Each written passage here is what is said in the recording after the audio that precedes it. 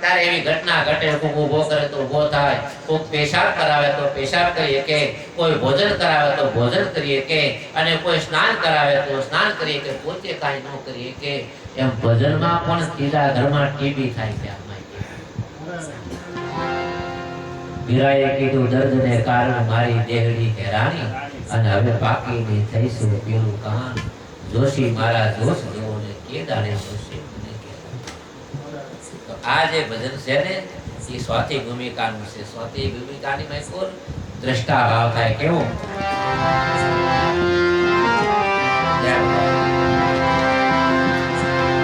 મારી હેલી રે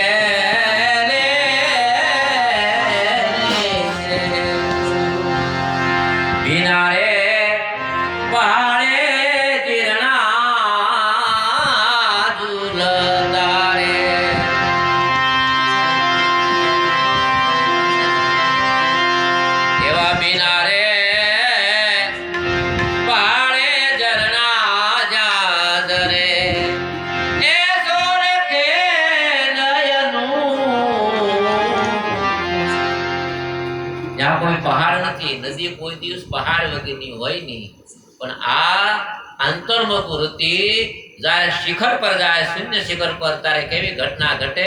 જ્યાં કોઈ પહાડ નથી છતાં પણ જ્યાંથી એક પ્રેમ રૂપી ઝરણું પ્રગટ થાય. વિના રે પહાડે ઝરણા ઝરે રે, એ જોરે ખેલયનું મારી હેરી હીરે સરોવર ને એની એ પાળ્યો નહીં રે.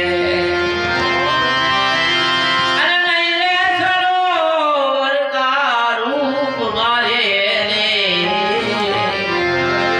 તને સડીને શિકારા પારા હેરીને રે જો.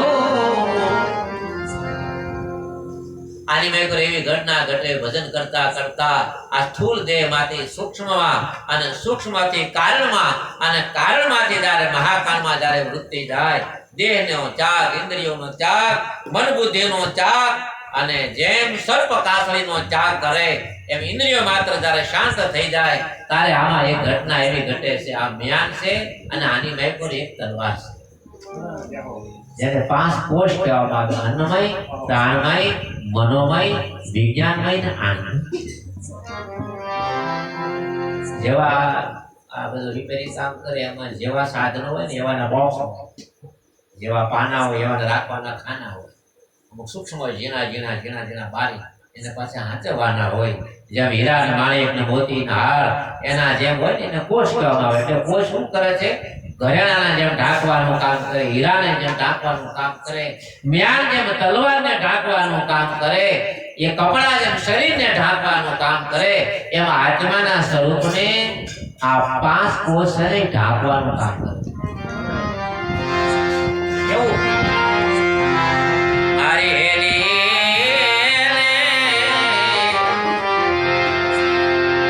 હીરે સરોવર ને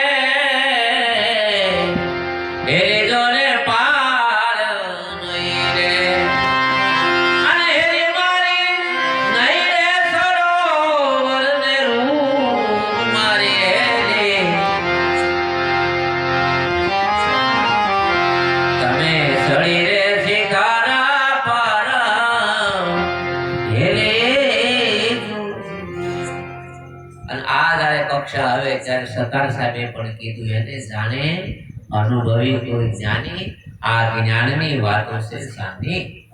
જેમ કોઈ દી પરણેલી દીકરી કુંવારી દીકરીને સંસારનું સુખ નો સમજાવી કે, એમ જ્ઞાની પુરુષ કોઈ દી અજ્ઞાનને પરમ તત્વ નો સમજાવી. ઘરે કરતા એવી સંસ્થાઓ આવે છે, પહેલા તમને સાક્ષાત્કાર કરાવે, પછી કે ભજન.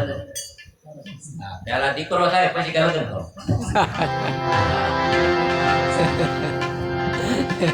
પહેલા ગણી ન હોય, પહેલું લગ્ન હોય.